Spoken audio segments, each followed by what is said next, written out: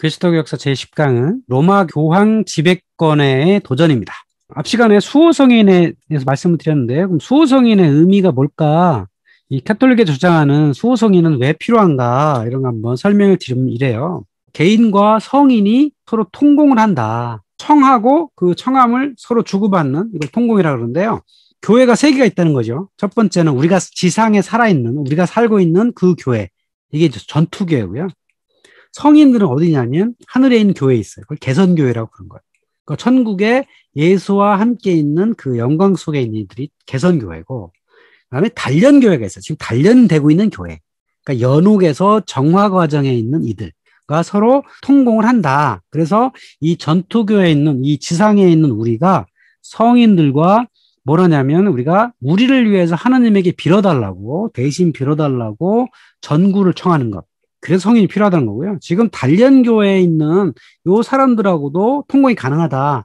하루속히 천국의 영광에 참여할 수 있도록 하나님께 자비를 청하는 기도.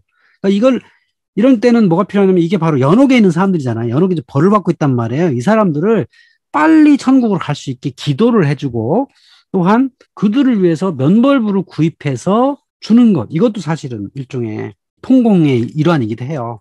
그래서 사도신경에는 모든 성인의 통공을 믿으며, 그러니까 성인과 항상 지상에 있는 교회 사람과 통공이 가능하다. 그러니까 소성인이 필수적이다. 이렇게 생각을 했다는 거죠. 12세기, 13세기에 교황의 권력이 강화되다 보니 성유물을 숭배하는 생각도 전체에 퍼지게 됩니다. 그러니까 여러분이 유럽에 가서 보는 많은 교회에는요, 반드시 무엇인가 있습니다. 성유골이든 성유물이든 이런 것도 있어요. 이게 없으면 사실 그곳에 참배하러 오는 사람이 아주 줄어들어요. 그럼 어떤 게 있냐? 예수의 십자가, 면류관, 마리아의 수건, 이런 직접적인 것뿐만 아니고, 아니면 이렇게 아주 그 예수나 예수 어머니 마리아나 관련된 것뿐만 아니라 이 전승으로 전해지는 많은 성인들, 그들의 유골도 이런 성유물의 대상이 되었다고 하는 거죠. 그러니까 말구유도 있고 계단도 있고 예수와 관련된 것도 있고요. 사도들의 유해, 사도들이 입었던 옷, 심지어 켈른 대성당에는요 동방박사 유골도 있어요. 그러면 이 유골이 어떤 작용을 하느냐? 이 성인의 유해, 뭐 예수와 관련된 건 당연히 등급이 높죠. 그러면 사실은 우리가 어떤 걸 빌 때, 우리가 몸이 아플 때 이런 유골의 등급이 높을수록 빨리 낫고 또 연옥에서의 고행 기간이 줄어든다고 생각했던 거예요. 그러니까 이것도 분류가 됐던 거죠. 1등급은 성인의 유해, 2등급은 성인의 유품, 3등급은 살아생전 성인의 몸에 닿았거나 성인의 시신에 닿은 물품, 이런 것들이 굉장히 중요시 되었다는 거죠. 그래서 이런 교회들이 성유물을 확보하려고 전쟁됐어요. 이웃마을 가서 훔쳐오기도 합니다. 이웃 교회에 가서 그 교회에 있는 성유물을 훔쳐오기도 하고, 그럼 결국은 또 가짜도 많겠죠. 심지어 어떤 사람 이렇게 했다는 것. 이 유럽에 있는 십자가 나무들을 전부 모으면 마차로 몇 개가 될 거다. 이렇게까지 얘기했다는 거죠. 약간의 부작용인 거죠. 우리가 산티아고 콤페스탈라 순례를 가는 것도 사실 그곳에 야고보의 무덤, 야고보의 시신이 있기 때문이잖아요. 그게 없으면 거기를 찾아갈 의미가 적어지니까. 그래서 이 당시부터 성유물 숭배가 상당히 만연이 되었다라고 하는 겁니다. 사제가 결혼하는 관습, 아니면 결혼 안 하더라도 첩을 두고 자식을 두는 관습, 또 이런 교회들이 많은 땅들을 기부를 받아요. 그러다 보니까 돈도 많고, 그러니까 자연스럽게 돈이 꼬이게 되면 타락을 하게 되고요. 성물을 가짜로 만들어서 팔기도 하고, 이런 일들이 만연했던 겁니다. 그래서 당연히 이거에 대한 반작용이 있을 수밖에 없겠죠. 그 반작용은 어디서 출발하냐면 바로 수도원에서부터 나옵니다.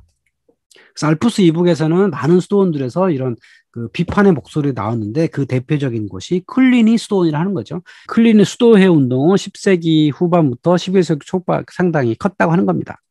왜냐하면 수도원들이 자립할 수 있었기 때문이고, 주교로부터 구속을 받지 않았었고, 교황으로부터 구속을 받았기 때문에 이런 개혁의 목소리를 냈던 거죠. 그래서 그들이 냈던 게 성직매매, 사제 결혼관에, 그래서 그들이 주장한 건 독신을 추구하는 수도사의 삶이 가장 이상적인 삶이다라고 했던 거죠.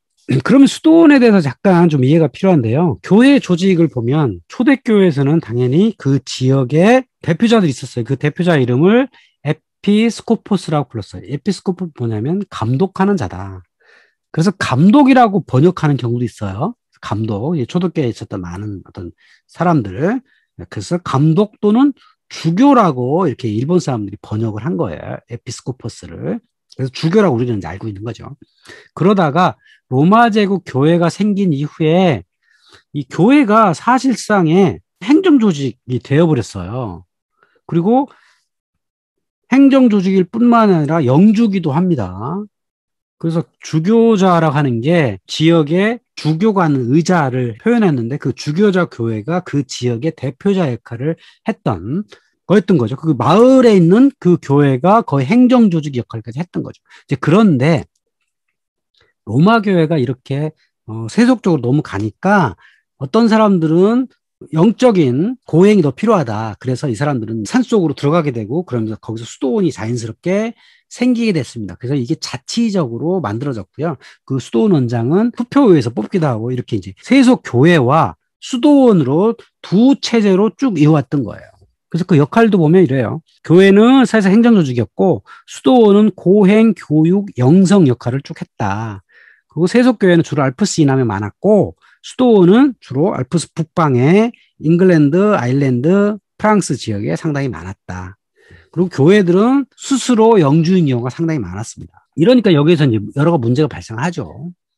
또 이 교황이 지정한 여러 교리들, 아까 화처설, 그 다음에 삼위일체, 이런 거에 대해서 반발이 없을 수가 없죠. 그러니까 4세기, 5세기에 아리우스파와 아타나시우스파가 치열하게 대립을 해가지고 아타나시우스 삼위일체파가 승리하고 아리우스파는 이제 없어졌단 말이에요. 그리고 아타나시우스파의 삼위일체가 교황 중심으로 확고하게 자리 잡았는데 이거에 대해서 반발이 없을 수가 없죠. 끊임없이 이런 이단들이 이제 탄생을 하죠. 그 이단의 대표적인 사람들이 카타리파 또는 알비파라고 불렀어요. 알비 지역에 있었던 사람들. 그래서 알비파라고 불렀는데요.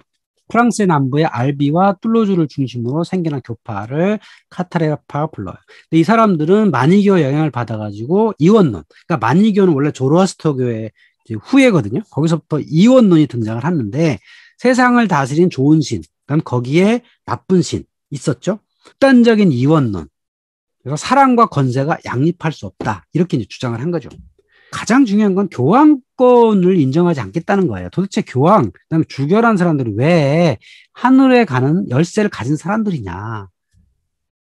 그러다 보니까 이런 그 교황 중심의 삼위일체를 지지하지 않았던 거고요. 아리우스파 같은 생각들, 성부가 첫 번째고 성자는 그 다음이고 이렇게 따로 생각했던 거죠. 결국은 이 카타리파와 알비파를 없애기 위해서 교황 인노센티오 3세가 알비 십자군이라는 걸 결성을 해가지고 이들을 치열하게 토벌을 합니다. 그리고 이들을 이론적으로 이기려고 했던 사람들이 모여서 만든 게 도미니크 수도회예요. 이 사람들이 또 이단들을 공격을 많이 했죠. 이 카타리파와 알비파는 12세기, 13세기 활동만 하고 사라지게 된 거죠. 살 수밖에 없는 게 이때에는 교황의 권력이 워낙 셌기 때문에 십자군도 쉽게 동원할 수 있기 때문에 제대로 자리 잡기 어려웠던 거죠. 자, 본격적으로 수도원에서 탄생한 수도회들이 개혁운동의 선봉에 서게 되는데 그 대표적인 사람들이 대표적인 수도회가 프란치스코 수도회하고 도미니크 수도회예요. 근데 이 사람들은 결국은 이 세속 교회들이 부와 권력을 다 가졌다. 그 다음에 수도원도 땅이 많잖아요. 그러다 보니까 이거를 비판에 반성을 하게 되는 거고요. 또 자연스럽게 성직 매매, 실제로 주교 성사를 받지 않는 사람들이 추기경 내지는 교황도 된 사람도 있었단 말이에요. 그러니까 이런 거에 대한 비판, 결혼 문화 이런 것들을 끊임없이 비판하면서 나오게 된 거고요. 이 동방 지역의 수도사들은 이 홀로 수도하는 몽크라고 불렀는데요. 이 서방 지역의 이 수도사들은 수도원에 있는 사람들을 프라이어라고 불렀어요. 형제라고 불렀습니다. 그러니까 이 사람들은 후원이나 재산을 거부하고 오로지 탁발, 즉 시장에 나가서 사람들한테 음식을 구걸하는 이걸로만 생계를 유지했습니다. 그러니까 우리는 기부를 받지 않겠다. 그다음에 우리 교회에는 재산이 필요 없다. 기부를 받지 않는다라는 것들을 끊임없이 설파했고요. 설교를 통해서 그리스도의 가르침을 설파하겠다. 이런 게 이 사람들의 특징이었던 거죠. 기존의 설교는 오로지 사제들만 할 수 있어요. 그 세속교회의 어떤 전유물 같은 거죠. 그런데 이 수도회 사람들이 나와서 설교를 하겠다 그러니까. 그리고 이 성당 내에서도 설교가 별로 없이 어떤 축성 활동만 주로 이루어졌거든요. 그러다 보니까 이런 그 민중들 사이에 다가간 설교들이 사실 꽤 먹혔던 거예요. 자, 그러면 이제 도미니크 스토어에 어떤 사람들이 보면요. 이 사람들은 프랑스의 지역에 주로 시작했는데요. 프랑스 툴루즈에 있던 사람들에서 이 성 도미니크 구스만이 아까 알비파 사람들이 이단으로 나왔다 그랬잖아요. 이 툴루즈 지역에서. 이 사람들하고 이제 이론적인 대결을 했던 거죠. 도미니크 구스만이라는 사람은 어떤 사람이냐면 25살의 사제였는데 교양교육과 신학교육을 받은 사람이다라고 하는 거죠. 그래서 초기에는 무소유와 청빈, 설교 중심으로 쭉 활동을 했어요. 그리고 카타리파 척결을 위한 목표에서 출발했기 때문에 이 사람들은 그 카타리파 사람들을 잡아오잖아요. 그러면 우리가 종교재판소를 열어요. 그리고 이 사람들이 설교적, 이론적으로 이제 딱 잡은 다음에 그 사람을 주로 이제 화형을 시켰겠죠. 종교재판의 주역으로서 활동을 합니다. 그래서 악명을 떨치게 됐고요. 그러다가 점차적으로 이들은 주로 배운 사람들 위주였기 때문에 대도시에 대학 설립하는데 적극적으로 활동을 합니다. 그래서 파리 대학, 볼로냐 대학, 몽펠레 대학 등의 수도회 학교를 주도적으로 설립을 하게 되죠. 초기에는 탁발 수도였는데 점차적으로 재산을 기부받아가지고 교세를 떨치게 되고 교황의 인증을 받아가지고 이 카톨릭 내에 확고한 자리를 차지하게 됩니다. 그래서 유럽 전체에 도미니크의 수도회가 아주 대규모로 퍼지게 된 겁니다. 또 하나의 이 개혁 성향의 수도회는 프란치스코 수도회라고 할 수 있죠. 사실 이 프란치스코 수도회가 어찌 보면 탁발 수도회의 원형, 본 모습이라고 할 수 있어요. 여기 아시시에 가면 프란치스코 성인의 기념 교회가 있고 그 지하에는 묘지가 있거든요. 그래서 많은 사람들이 여기를 찾아와서 순례를 거치고 갑니다. 이 프란치스코 수도회는 아시시 출신의 성 프란시스코가 처음 시작을 했는데 이 사람은 원래 상인의 아주 부자 상인의 아들이었어요. 그런데 교육을 많이 받았죠. 근데 어느 순간 본인은 이렇게 가진 자들 중심의 돈을 많이 번 이런 삶보다는 뭔가 청빈한 삶, 예수 그리스도의 본 모습을 따르는 그런 삶을 살아야 되겠다라는 깨달음이 있어가지고 자신이 갖고 있던 모든 재산, 아버지의 유산도 다 버리고 옷 한 벌, 그다음에 허리띠 하나, 지팡이 하나 이것만 들고 탁발을 시작을 합니다. 그래서 무소유와 청빈, 설교 중심으로 활동을 해요. 그리고 자신이 세운 조직에는 재산도 기부를 받지 않는다. 이렇게 주장을 하죠. 근데 문제는 점차 이렇게 조직이 만들어지다 보면 재산이 안 생길 수가 없잖아요. 그래서 나중에는 이제 이 사람이 묻힌 그 무덤, 기념교회가 엄청나게 크게 되죠. 근데 어쨌든 이 사람은 많이 배운 사람이었고 또 설교 중심이었기 때문에 부유한 중산층, 그다음 지식인들한테 상당히 큰 영향을 줍니다. 사제를 돈 주고 산다. 지위를 돈 주고 산다. 그다음 결혼한다. 이런 거를 비판을 하면 자연스럽게 지식인들의 호응을 받을 수밖에 없죠. 역설적으로 거대한 조직이 생기게 되고 거기에 돈이 몰리게 된다라고 하는 겁니다. 이 프란치스코 회가 그래도 그 교황을 좋은 쪽으로 이끌어가는 그 개혁파로서의 역할을 꽤 했어요. 그리고 교황이 별로 좋아하지 않는 교황을 비판을 많이 하니까 그래서 그 뒤에도 많이 잘해졌겠는데 오늘날 지금 266대 교황이 프란치스코거든요. 그러니까 프란치스코란 이름을 교황을 쓰지 않았어요. 그 최초의 자기 이름을 프란치스코라 쓴 최초의 교황이라고 할 수 있죠.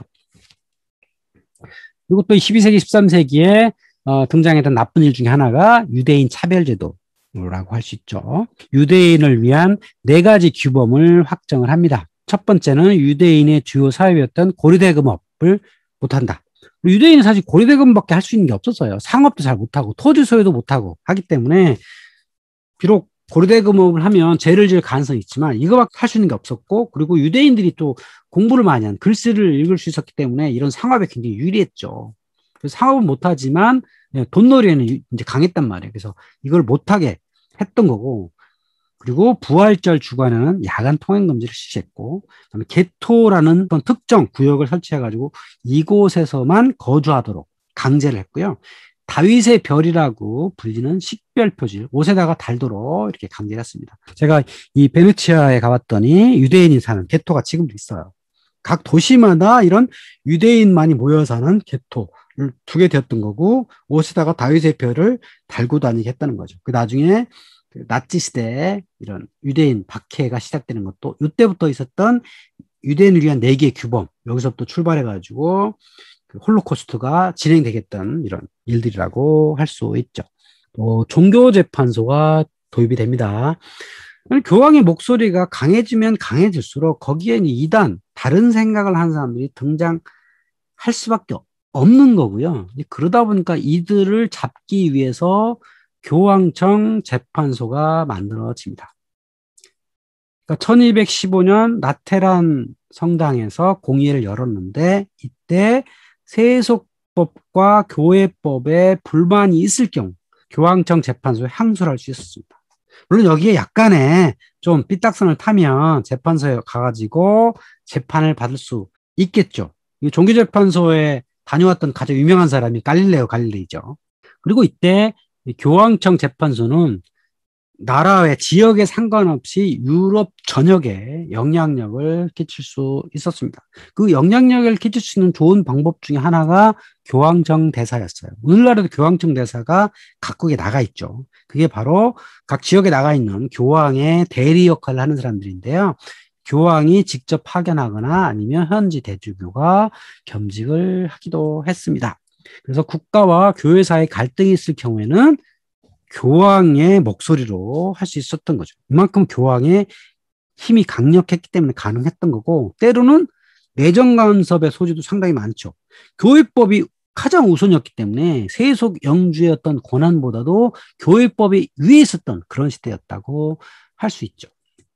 근데 이렇게 되다 보면 당연히 창과 칼을 가진 영주들의 반발이 있을 수밖에 없죠.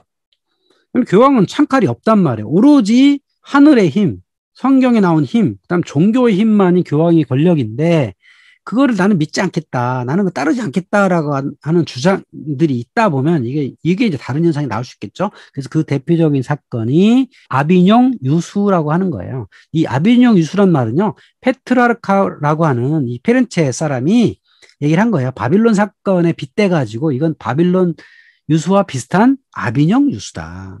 오늘날 프랑스의 아비뇽의 교황이 69년간 있었던 사건이죠. 자, 이 사건은 뭐냐면 프랑스 왕이었던 필립 4세가 교황 보니파큐스 8세를 감금해요.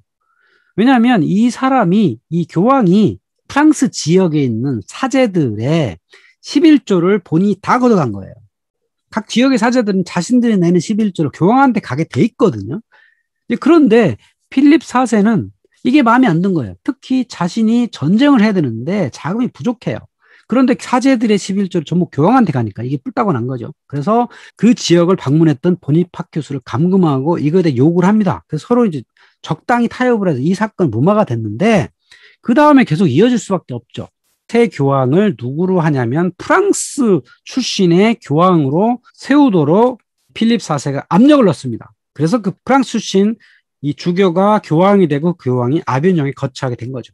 자, 그렇다면 이 아비뇽 유수의 근본 원인이 뭐냐? 우리는 흔히 사제 서인권 내지는 아까 그 주교의 11조 이거라고 볼 수 있지만, 결과적으로는요, 왜 프랑스였냐를 따져보면 카페 왕조 프랑스 왕의 권력 강화가 그 첫 번째 이유입니다.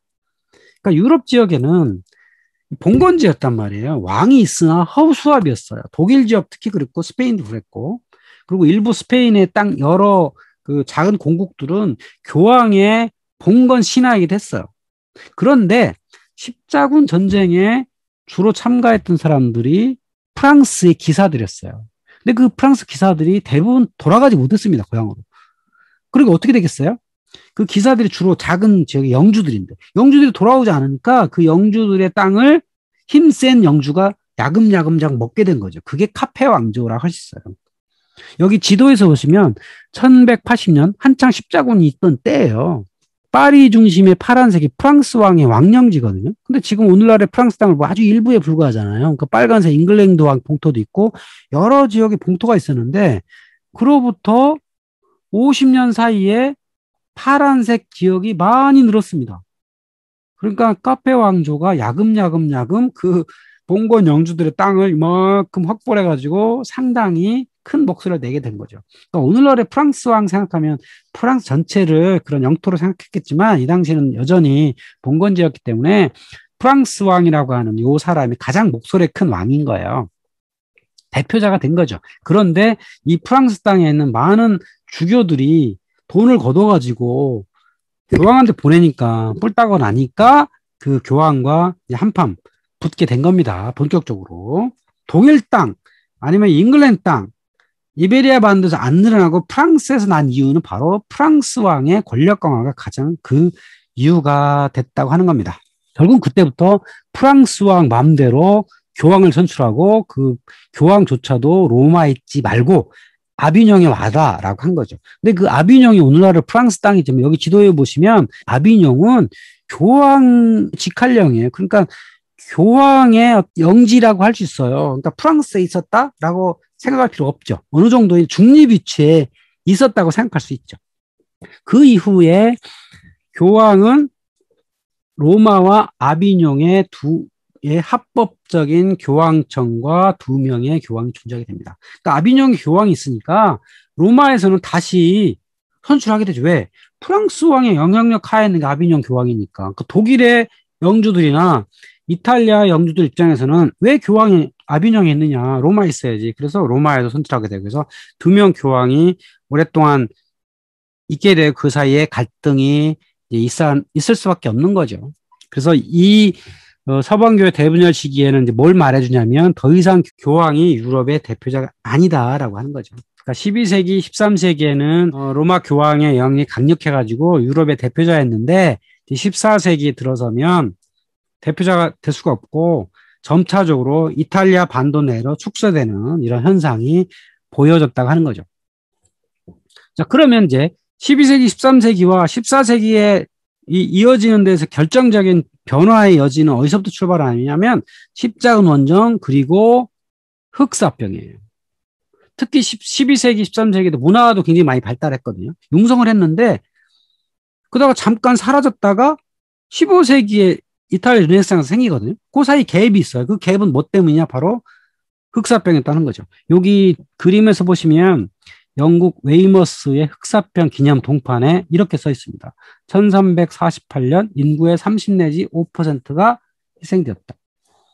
그러면 여기 영국에만 그랬겠어요? 이탈리아도 그랬고 프랑스에도 그랬고 독일에도 그렇고 이베리아 반도에도 그렇고 흑사병이 수시로 창궐했다는 거죠. 수시로 등장할 때마다 거의 뭐 30%씩 죽어나가니까 이때 많은 어떤 지식인들이 죽게 되고 농민들도 많이 죽어가지고 많은 땅이 버려지게 되고 또 이때부터 농노라는 게 없어지게 되고 왜냐하면 농민들이 가치가 높아지니까 어떤 땅이 예속되지 않고 잘 옮겨 다니니까 그들이 농토를 떠나 도시로 이동을 하게 되고 그래서 그들의 몸값이 올라지고 하니까 노예 상태에서 벗어나게 된 중요한 계기가 되었다고 하는 거죠.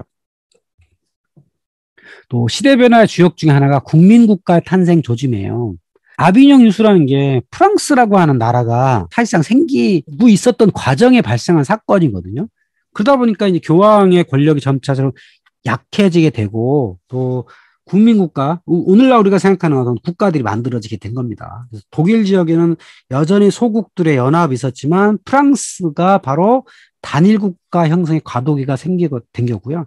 이베리아 반도에도 어떤 여러 공국들이 생겨나기 시작했습니다. 포르투갈이 생겼고 카스티아가 생겨났고 아라곤이라고 하는 어떤 나라가 생김으로써 이들을 교황이 마음대로 컨트롤하지 못하는 이런 상태가 되었던 거고 결정적으로 16세기 종교개혁이 일어나는 계기를 보면 결국은 각 국가가 우리나라는 어떤 종교를 선택할 것이냐 이런 때까지 가게 된 거예요. 잘 들여다보면 그렇습니다. 종교개혁이라는 게 보면 어떤 교리 문제, 뭐 면벌부를 너무 많이 발행해서 그렇다. 이 카톨릭을 좀 비난하는 측면을 이렇게 종교개혁이 일어났지만 속을 잘 들여다보면 국가 차원의 종교를 선택한 거예요. 그러니까 독일 지역은 루터파, 잉글랜드는 잉글랜드 성공회, 프랑스하고 에스파냐는 캐톨릭. 이것도 보면 언어에 상당히 영향이 크죠. 독일 지역은 독일어를 쓰는 지역에서는 루터파를 쓰게 되고 프랑스나 이탈리아, 이베리아 반도에서는 여전히 라틴어 계열인 로망스어 쓰니까 그냥 캐톨릭 가게 되고, 잉글랜드에서 영어를 쓰니까 또 이렇게 또 자신의 교회를 만들어 가게 되고, 이렇게 어떤 변화의 조짐이 일어나게 되었다고 하는 겁니다. 그거에 또 중요한 사건 하나가 1414년에 행해졌던 콘스탄츠 공의의 해입니다. 콘스탄츠는 스위스에 있어요. 공의회는 이게 목적이 뭐냐면, 어떤 생각이 많이 있어요. 이 동네 주교, 저 동네 주교 다 다를 때 서로 모여가지고 하나의 생각으로 정립해가는 것. 그러니까 니케아 공의회. 324년에 있었던 니케아 공의회가 첫 번째 시작이죠. 그래서 공의회에서 여러 가지 생각을 의견을 조율한 다음에 한 방향으로 가는 게 공의회죠. 그러니까 캐톨릭에서 이게 굉장히 중요하죠. 왜냐면 하나의 단일 교리로 가야 되니까. 그런데 자, 니케아 공의회에서 로마 황제가 소집을 요청했듯이, 그러니까 초기에는 황제 주관하에 있다가 이 공의회가 열렸다가 나중에 교황이 생기면서부터는 교황이 주도해서 여러 공의회가 열렸습니다. 그런데 1414년에 있었던 콘스탄치 공의회는요, 세속 군주가 요구해가지고 열리게 된 거예요. 그러니까 신성로마 제국의 지기문트라고 하는 황제의 요구에 의해서 이 콘스탄츠 공의회가 열렸고요. 이로부터 사실은 이제 교황의 권력 그만큼 약해졌다라고 볼 수 있는 거고, 이때 주제가 뭐였냐면 교회 분열. 지금 교황이 세 가지 나눠 있었어요. 로마에 있고, 아비뇽에 있고, 콘스탄츠에 있고, 이런 대분열을 뭔가 종식해보자. 한 명의 교황으로 가자. 이게 첫 번째 과제였고, 두 번째는 체코 프라하에 얀 후스라고 하는 설교자가 있는데, 이 사람이 지금 체코로 설교를 한다. 그래서 이 사람을 탄핵을 해야 된다라고 지기문트가 주장을 한 거예요. 그래서 이걸 해결하자 해서 공의회가 열렸다고 하는 거죠. 그래서 공의회 결과에 의해서 이후에는 어떻게 되냐면 이탈리아 출신들이 주로 교황 자리에 앉게 되고, 교황의 권력이 결국은 이탈리아 내로 제한되는 출발점이 되게 되었던 겁니다. 이 콘스탄치 공의회에서의 교황권이 얼마만큼 약화됐나 보면은, 사실 여기 몇 사람의 교황을 제가 이제 그려드렸는데, 니콜라오 5세, 식수 4세, 알렉산드 6세, 율리우스 2세, 레오 10세, 이런 사람들은 주로 르네상스를 후원한 사람들이에요. 15세기 중반부터 16세기 중반까지 많은 교황들이 거의 100여 년간 르네상스를 후원합니다. 자, 그러면 이 교황들은 왜 르네상스를 후원했을까? 왜 미켈란젤로, 라파엘로 이런 사람들한테 돈을 주고 이런 사람도 고용해가지고 거의 이교도스러운 그림도 그리고 성상도 만드는 그런 행위를 왜 했던가라고 보면, 결국은 이 알프스 이북에서 벌어지고 있는 황제나 왕들의 힘, 이들에 대항하기 위해서 우리가 이만큼 뭔가 고대 문명을 사랑하는 이런 사람들이다라고 하는 것을 보여주기 위해서 했던 행동들이 아니었나라고 볼 수가 있겠죠. 자, 이렇게 알프스 이북의 여러 영주들과 이탈리아 로마에 있었던 교황이 서로 경쟁을 해나가는 이런 과정 속에서 자연스럽게 종교개혁의 분위기가 이렇게 벌어지고 있는데, 그 종교개혁의 첫 번째 출발은 뭐냐면 바로 언어개혁이다. 맨 먼저 국가교회로 떨어져 나간 데 어디냐면 아르메니아 사도교회라고 했잖아요. 그래서 아르메니아어로 최초로 번역이 되었다. 그리고 정교회와 카톨릭이 분리된 것도, 정교회는 헬라어 권역이고 캐톨릭은 라틴어 권역이다. 또 카톨릭에서 자연스럽게 분리된 어떤 주장들 보면 존 위클리프라는 사람이 영어로 선서를 번역을 하게 되고요. 이게 나중에 잉글랜드 교회로 만들어지게 되는 시초가 된 거고, 얀 후스라는 사람이 체코어 설교와 번역을 하게 되고요. 프로방스어로 번역을 하게 되고요.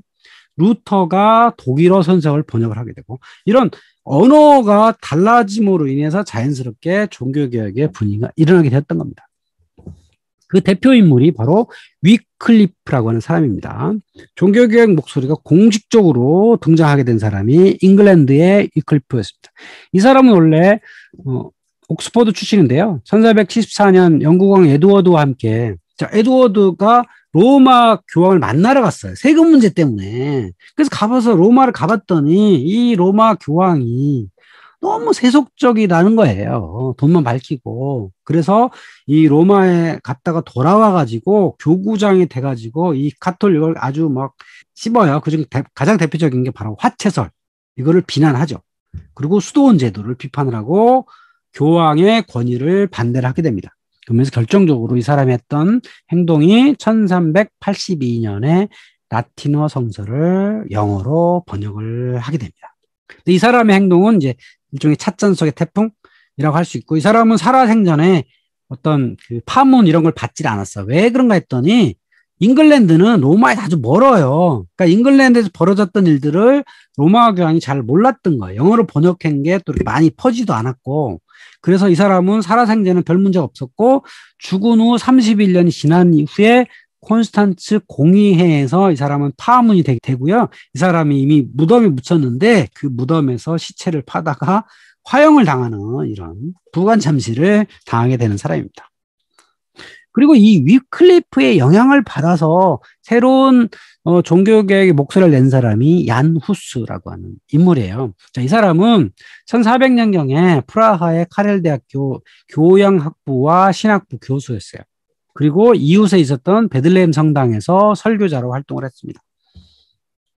근데 이 사람이 설교를 무슨 말로 했냐? 그 전까지는 라틴어로 했죠. 수도사나 사제가 라틴어를 가지고 어떤 성체 행사를 해요. 길게 설교해봐야 못 알아듣기 때문에 민중들이 행사만 하는데, 문제는 민중들은 그게, 특히 체코 사람들은 무슨 말인지 더 몰랐다는 거예요. 그냥 웅웅웅 소리가 그냥 소리였다고 하는 겁니다. 근데 거기 그 민중들한테 체코를 개량을 하고 철법을 바꾼 다음에 체코 찬송가를 보급하고 체코로 대중설교를 했습니다. 그러니까 민중들이 얼마나 좋아했겠어요. 상당히 민중들한테 호응을 받습니다. 그리고 실행해라, 행동으로 옮겨라. 그리고 교회의 재산권을 박탈을 해가지고 청민한 교회를 만들어야 된다. 왜냐하면 교회가 돈이 너무 많아요. 땅도 많고. 그러다 보니까 매간 매직을 자꾸 하게 되고 나쁜 짓도 하게 돼요. 그래서 이거를 개혁해야 된다고 주장을 합니다. 근데 문제는 이 체코라는 데는요, 슬라브족들이 사는 곳이에요. 체코를 쓰는데 이게 마이너한 언어예요. 그 지역의 지배 언어는 독일어였어요. 독일 지역, 독일어권이었단 말이에요. 그래서 이 독일 사람들이 저 체코의 프라하에서 있었던 체코 설교를 못마땅하게 생각했던 거예요. 그래서 독일 영주와 사제들이 고발을 해가지고 이 사람을 1414년 콘스탄츠 공의회로 이제 소환을 합니다. 그러면서 당신의 신변은 보장하겠다라고 했는데, 막상 거기서 그 콘스탄츠 공의회에서 이 사람 자기 소명하라 했더니 자기는 뭐 난 죄진 게 없다, 나는 체코로 얼마든지 설교하겠다고 하니까 거기서 이제 화형 언도를 내리죠. 그래서 결국 이 사람은 종교재판소에 의해서 화형당하는 그런 인물이 됩니다. 근데 이때 아주 중요한 현상은 뭐냐면요, 이 사람이 이렇게 체코로 번역도 하게 되고 체코 설계하는데 큰 영향을 준 사람이 잉글랜드의 위클리프였어요. 잉글랜드 교회와 프라하에 있는 교회가 상당히 많은 교류가 있었습니다. 자, 이런 이제 북방 지역의 움직임, 아까 그 콘스탄츠 공의회 같은 움직임에 대항하기 위해서 로마 교황은 르네상스를 후원하죠. 베드로 대성전 같은 걸 짓게 되고 시스티나 성당에 이 천지창조 같은 걸 만듭니다. 이걸 만든 이유가 그냥 돈 자랑하려고 하는 게 아니고, 저 북방 지역의 영주와 아니면 종교계에 등장하는 많은 주장들의 상대에서 내가 이렇게 신심이 깊다라는 것들을 보여주기 위한 장치로 미켈란젤로 같은 천재들을 불러다가 이런 예술품을 만들었다라고 볼 수가 있습니다. 가장 중요한 교황의 위세를 떨칠 수 있는 뭔가 모습을 보여야되겠다라고 해서 그때부터 시작한 게 바로 성전 건축이었습니다.